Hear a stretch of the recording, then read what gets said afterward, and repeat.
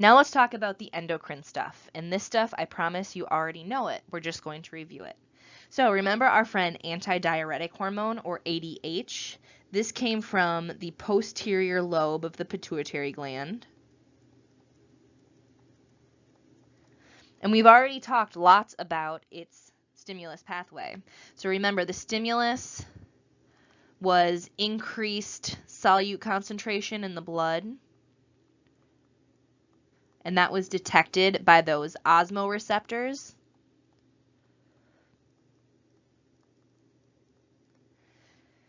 What happens is, after antidiuretic hormone gets released, we get vasoconstriction and water conservation, so less urine production, more concentrated urine production.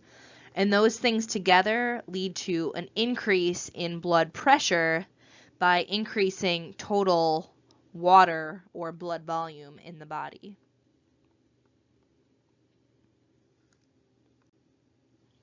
Our next hormone pathway is the renin-angiotensin-aldosterone pathway.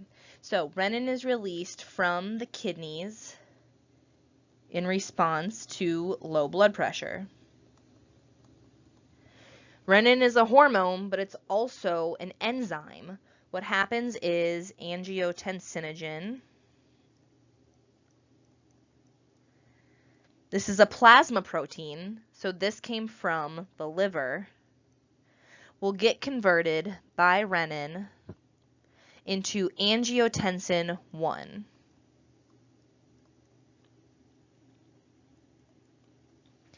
Angiotensin 1 gets converted by angiotensin converting enzyme, which comes from the lungs, into angiotensin 2.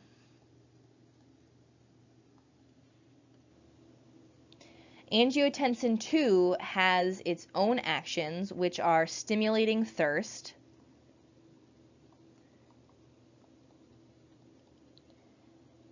as well as directly elevating blood pressure via vasoconstriction. Angiotensin 2 also stimulates release of aldosterone from the adrenal cortex.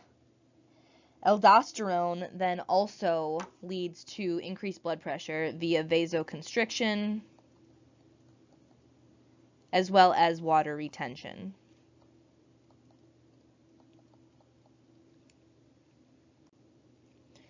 Finally, the natriuretic peptides. Remember, these are the ones that come from the heart. There's two of them called ANP and BNP, atrial and brain natriuretic peptides. Both of these are released from the heart in response to high blood pressure.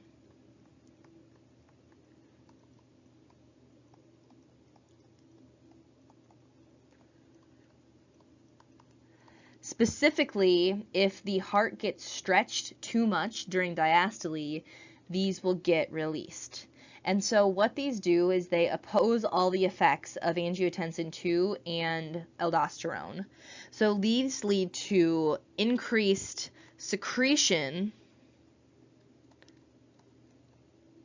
of sodium and water. It reduces thirst. They will block the release of ADH.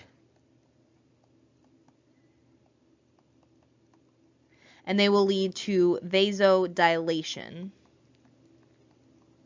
All of these things together will lead to a decrease in blood pressure and get us back towards that homeostatic set point.